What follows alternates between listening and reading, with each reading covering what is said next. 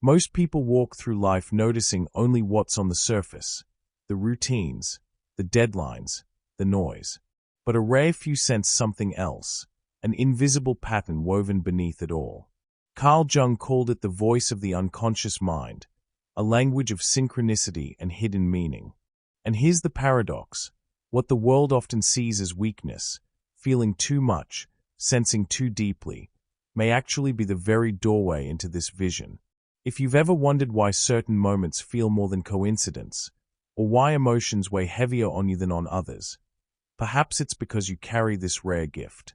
A gift that reveals truths others can't, but also asks a price in return. This is where our journey begins, with the mystery of rare vision and the hidden clues it leaves for those willing to see. There's something fascinating about the way some people look at life. While most walk through their days noticing the obvious, the traffic lights, the deadlines, the endless stream of notifications, others seem to catch glimpses of hidden signals. They notice patterns no one else sees. It's almost as if life itself whispers clues only to them. These subtle nudges could be moments of synchronicity, where the unconscious mind reveals its secrets through meaningful coincidences. And while many dismiss these moments as random, a rare few feel them like compass points guiding their path forward, awakening questions about signs you are an empath or the deeper layers of human perception. This rare vision isn't about mystical powers in the Hollywood sense. It's about sensitivity sharpened to a fine edge. Empath psychology suggests that certain individuals carry an ability to sense emotional currents underneath the surface. If they were to take an empath test, it wouldn't just confirm their heightened awareness. It would validate why they've always felt slightly out of place in a world obsessed with logic and speed. Their gift is both practical and mysterious, because while others miss the tremors of emotional storms, these individuals sense them long before the thunder arrives. Imagine walking into a crowded room. The conversations blend into a buzz, yet within seconds, you pick up on who's anxious, who's pretending, and who's hiding sadness behind a smile. This isn't about reading body language alone. It's about feeling the emotional boundaries blur between yourself and others. For empaths, this is their everyday reality. It's both enlightening and exhausting. Trauma and empathy often intertwine, and sometimes, what feels like a curse of oversensitivity is actually the groundwork for an empath healing journey, one where shadow work and individuation are not optional luxuries, but necessities for survival. Carl Jung once said that the collective unconscious connects us all, a vast ocean where symbols, dreams, and archetypes flow endlessly. Those with this rare vision seem to swim in that ocean daily, often without knowing why they feel so different. Analytical psychology helps us see that this sensitivity isn't random. It's a doorway into deeper self-awareness and growth. Just like how Van Gogh turned his inner chaos into brushstrokes that shook the art world, empaths channel unseen energies into creativity, intuition, and sometimes pain. The question isn't whether they notice the pattern, it's whether they can bear to live with it. And here's the twist: having such a rare vision doesn't always feel like a blessing. At times, it feels like carrying an unspoken burden, seeing truths that others are blind to, feeling emotions that others deny. Think of it as having a backstage pass to the human condition. You see the strings, the rehearsals, the flaws behind the performance, while the audience only claps at the final act. This creates both wonder and isolation. Yet, as we'll soon discover, those who truly carry this gift, those who are the true empaths, find themselves standing at a crossroads that defines their lives. Some people confuse empathy with simply being nice or caring, but true empaths live on a completely different wavelength.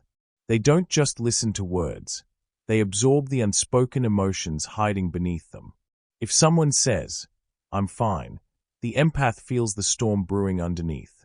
This sensitivity can be overwhelming, but it also reveals signs you are an empath that go far beyond politeness. It's almost like tuning into a radio frequency most people didn't even know existed, one that carries both the music of joy and the static of pain. True empaths often carry the invisible history of trauma and empathy combined, making them more receptive to the unspoken struggles around them. They can walk into a room and sense tension without a single word being spoken. If they were to take an empath test, the results would confirm what they've known deep down all along, that their nervous system is wired differently, tuned into emotional boundaries that shift and bend with every interaction. This wiring can be both a gift and a heavy responsibility. But here's what separates the true empaths from the crowd: their ability to turn pain into healing for empaths everywhere. They don't just feel deeply, they transform those feelings into action, whether through creativity, kindness, or advocacy. Think of someone like Martin Luther King Jr. His speeches weren't just about politics. They carried the weight of a man who could feel the suffering of his people as if it were his own. This kind of empath psychology is rare, but when it appears, it reshapes history. On a more personal level, true empaths often find themselves drained by toxic environments. Learning how to deal with toxic people becomes less of a choice and more of a survival skill. They must constantly practice shadow work, confronting their own unconscious mind to keep from being swallowed by others' negativity. Journaling, therapy, meditation, or even simply walking in nature become lifelines, ways to maintain individuation in a world that constantly pressures them to lose themselves in collective chaos. And yet, even with all these challenges, true empaths remain resilient. They discover that their sensitivity isn't just a weakness, it's also a compass pointing them toward purpose. They are not content with surface-level living. They crave depth, meaning, and authentic connection. They belong to the few who see synchronicity not as coincidence, but as guidance. And as we peel back more layers, we'll uncover the hidden pattern of life that only these rare individuals seem able to see, a pattern invisible to those who refuse to feel. Most people live on the surface of things, seeing events as disconnected fragments. This happened, then that happened, and life just keeps moving. But true empaths sense a thread weaving through it all, almost like a hidden pattern connecting one experience to another. They recognize synchronicity as more than chance. It's the unconscious mind speaking in symbols. When an empath suddenly thinks of someone and that person calls moments later, they don't shrug it off. They pause, realizing the collective unconscious might be at work, nudging them toward deeper meaning. This hidden pattern often shows up during ordinary days. Imagine missing a train only to bump into an old friend who shares advice that changes the course of your career. To most, it's coincidence. To an empath, it's part of the empath healing journey, where every twist and turn carries instruction. Jungian psychology called these patterns archetypal expressions, universal truths dressed up in personal stories. Empaths live at the crossroads of these stories, constantly decoding life's signals. Yet, this ability isn't always glamorous. Seeing connections everywhere can be exhausting. It forces empaths to wrestle with trauma and empathy in ways others never have to. For example, they might notice repeating cycles in their relationships, choosing toxic people who drain them, and wonder if it's fate or a call to deeper shadow work. When they finally learn how to deal with toxic people, it's not just about walking away. It's about recognizing the invisible strings pulling them back into the same pattern. Breaking free requires individuation, the conscious effort to step into their own identity.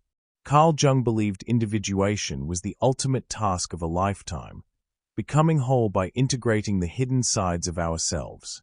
For empaths, this task often begins earlier, because life forces them to notice what others ignore.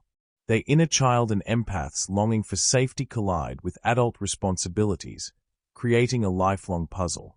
Books like Man and His Symbols or even journaling practices can help them explore the analytical psychology behind these experiences, giving structure to what feels like chaos.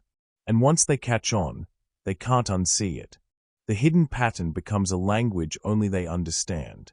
Every setback, every heartbreak, every small victory seems tied to something greater. True empaths walk with the awareness that they are participating in a story larger than themselves, where synchronicity acts like signposts on the road. But if life really does hold such patterns, What does it mean for those carrying this vision? That's where the gift and the burden of such sight come into play. Carrying this rare vision can feel like a blessing and a curse woven into the same thread.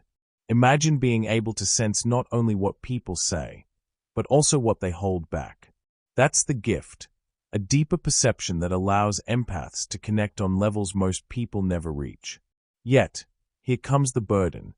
This same sensitivity can turn daily life into an exhausting marathon. When someone at work hides frustration, the empath feels it in their own chest.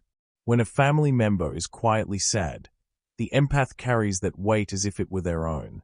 Signs you are an empath often look like living two lives at once, your own and the emotional lives of everyone around you.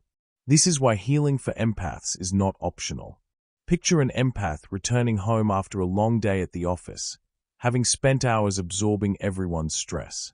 Without emotional boundaries, their mind races, their body feels heavy, and their spirit longs for quiet. Simple practices like journaling before bed, walking barefoot on grass, or even drinking tea in silence can become acts of survival. Over time, these practices grow into an empath healing journey, small rituals that prevent burnout and restore balance. It's not about avoiding the world, but about learning how to step into it with armor that's invisible but real. Think of the workplace, for example. A true empath in a meeting might feel overwhelmed when a boss raises their voice, even if the words aren't directed at them. To cope, they can try grounding techniques like discreetly pressing their feet firmly against the floor to remind themselves, "These emotions are not mine." It sounds simple, but it works. In family life, when children are upset, an empath can remind themselves to breathe deeply before reacting, so they don't get swept up in the storm. These small steps create space between their gift and their burden, allowing them to choose when to engage and when to step back. Jung's concept of shadow work also plays a vital role here. Many empaths carry unresolved wounds from their past, childhood neglect, betrayal, or rejection, that make them more vulnerable to absorbing the pain of others. By bringing these unconscious memories into the light, they start to reclaim their strength. Books like The Undervalued Self by Elaine Aron or Jung's Memories, Dreams, Reflections can serve as guides, showing how individuation transforms raw sensitivity into clarity. When empaths learn to integrate their shadow, they realize that their gift isn't about drowning in others' emotions. It's about discerning their own truth within the noise. Still, the weight doesn't disappear completely. Even the most practiced empath can feel lonely in their journey, misunderstood by those who think they are too sensitive. But loneliness has a hidden doorway. In those quiet moments of solitude, empaths often stumble upon creativity, insight, and spiritual strength they never knew they had. Some write poetry, others paint, while others start small businesses aimed at healing. Their rare vision transforms isolation into innovation. And as they begin to live with both the gift and the burden, a question naturally rises. How did Jung himself interpret this sensitivity, and what psychological meaning does it carry? The unconscious mind is like a colossal library, stretching beyond what the eye can see. Most people wander only through the brightly lit entrance, browsing a few shelves of conscious thought, daily worries, schedules, responsibilities. But for empaths, the experience is different. They can almost feel the draft coming from the darker corridors, where books lie untouched for years, heavy with dust yet alive with meaning. Sometimes, without warning, one of those books seems to fall open by itself, revealing hidden truths through synchronicity, dreams, or sudden insights. Jungian psychology reminds us that those forgotten volumes don't just sit idle. They quietly shape our entire lives. Carl Jung believed this library wasn't private but shared, connected through what he called the collective unconscious. Picture millions of people all walking through different wings of the same vast structure. While most pass each other without noticing, true empaths sense the faint echoes of other footsteps. They pick up on archetypes, characters and stories written across humanity's shared shelves, that show up in their own lives. A stranger's face might trigger the feeling of a hero, a trickster, or a wounded child. To the empath, it's as though they've stumbled into the same section of the library where others have walked before. Individuation, according to Jung, is like checking out the forgotten books and finally reading them by the light of awareness. For empaths, this process often happens earlier in life because they are constantly handed these symbolic books whether they want them or not. A painful breakup, for instance, might open the dusty volume of abandonment, forcing them to confront their inner child and empaths longing for safety. Each time they read such a book, they add its story to their own narrative, piecing together fragments of self they didn't know they had. But shadow work is the hardest part of this library tour. Some books are frightening to open. They contain memories of rejection, anger, betrayal, stories empaths often prefer to leave untouched. Yet, left unread, these volumes cause trouble. They leak into the present, shaping choices and relationships in destructive ways. For example, an empath who avoids reading the anger book might project it outward, constantly clashing with toxic people. By daring to read and integrate those stories, they discover not just how to deal with toxic people, but how to reclaim parts of themselves they had abandoned in the dark corners. Jung provided tools to navigate this massive library: dream journaling, which records the strange tales that emerge at night; active imagination, where you sit with a character from your unconscious as if interviewing them; and therapy rooted in analytical psychology, which acts like a guide holding the lantern in those dark corridors. For empaths, these practices are essential. They keep them from getting lost in endless stacks of emotions that don't belong to them. Still, Jung warned, wander too deep without direction, and the library can overwhelm. For those with this rare vision, the challenge is clear: learn to walk these halls with courage, balance, and wisdom. Which naturally leads us to the next question: how can one recognize if this hidden library of vision truly belongs to them? Recognizing whether you carry this rare vision is less about passing an official empath test, and more about noticing how life constantly taps you on the shoulder. Have you ever felt emotions that weren't yours, walking into a room calm, but suddenly heavy with tension that no one spoke aloud? That's one of the signs you are an empath. It's like your inner antenna picks up signals from the unconscious mind, tuning into frequencies that most people miss. The challenge is learning to tell the difference between what belongs to you and what comes from others. Another marker is the way synchronicity seems to follow you. True empaths often notice patterns that appear too intentional to be coincidence. A song plays at the exact moment you're thinking about a lost loved one, or you dream of water before a big emotional shift in your life.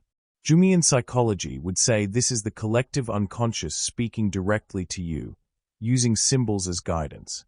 If you've ever had these moments and felt, deep down, that they weren't random, that's a strong clue this vision might be yours. On a practical level, ask yourself how you react to toxic people. Do you feel drained after a single conversation, as if their energy seeps into your bones? Learning how to deal with toxic people is one of the first survival skills for empaths. It's not just about avoiding them, it's about setting emotional boundaries and practicing shadow work, so you don't keep replaying the same story. If you often feel like you're carrying the weight of others' problems, this sensitivity may be pointing to your own empath psychology. There's also the relationship between trauma and empathy. Many empaths grew up in environments where they had to sense moods to stay safe, like children who knew when a parent was angry before a word was spoken. This sharp awareness, born in survival, becomes a lifelong skill. If your inner child and empath's longing for peace still echo inside you, it might explain why you feel the world so intensely. Healing for empaths often means going back to that inner library, reading those early chapters, and writing a new ending through individuation. And if you wonder whether this vision is lived out in real people, look at some of today's most inspiring figures. Take Oprah Winfrey, for example. She has built her entire career on listening beyond words. When she interviews someone, she leans in, not just to hear, but to feel. Many guests have admitted they opened up to her in ways they never had before, because they felt truly seen. That's empath psychology at work, turning presence into healing. Lady Gaga is another example.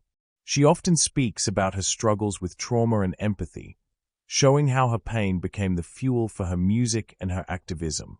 Songs like Till It Happens to You aren't just art. They are empath healing journeys set to music, born from the collective unconscious and shared to ease the suffering of others. And then there's Keanu Reeves, a man who rarely seeks the spotlight but whose quiet compassion has become legendary. Stories circulate of him giving up his subway seat without hesitation, or spending hours talking with homeless individuals, treating them with dignity rather than pity. His life, marked by deep personal losses, reflects both trauma and empathy intertwined, showing the world what it means to carry this vision with grace. These personalities remind us that this rare vision is not abstract. It's lived, it's visible, and it might be stirring inside you.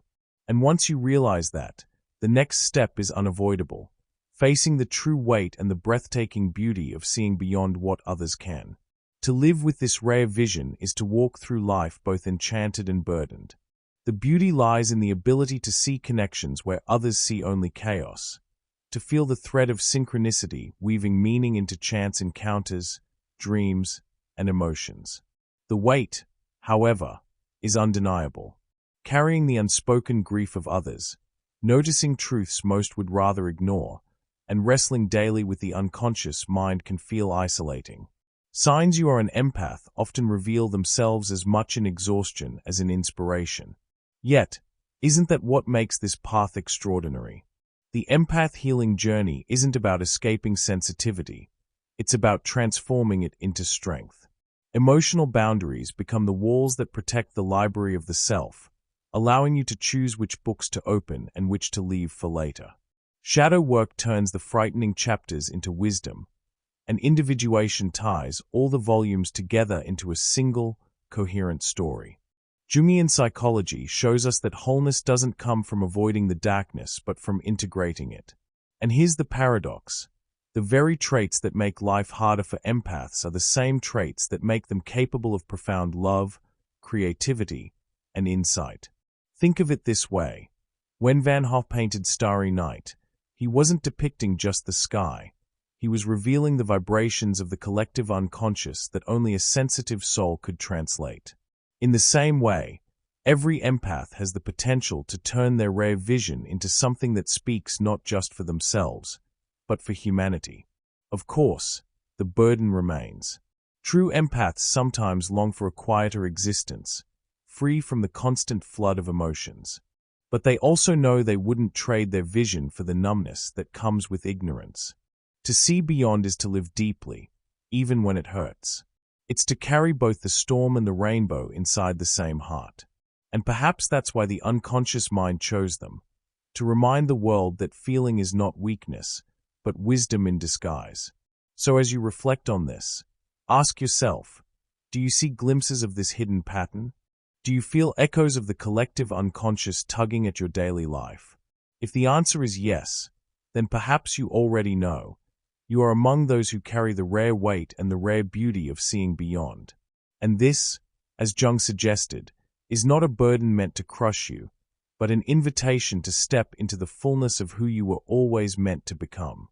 If you've made it this far, it's because something inside you resonates with this vision. And maybe that's the real proof. You've felt every word not just in your mind, but in your chest. That's how empaths recognize themselves, not by labels, but by the way truth stirs something deep within. So instead of leaving these insights here, take them with you. Notice the next synchronicity that crosses your path. Pay attention to how your body reacts when toxic people step into your space. Protect your emotional boundaries like a precious gift, because that's exactly what they are. And when the unconscious mind sends you symbols, through dreams, chance meetings, or sudden insights, write them down. They are not accidents. They are part of your journey. This is the beauty of seeing beyond patterns. The world doesn't just happen to you anymore. You begin to read it, to walk with it, to understand its hidden rhythm. That rhythm was always there, waiting for someone sensitive enough to hear it. And now, you know why it's been whispering to you all along. If these words spoke to you, share your reflections in the comments. I want to know your story. And don't forget to subscribe and activate notifications. Together, we'll keep uncovering what most never see and walking the rare path of those who were born to feel the world in its deepest colors.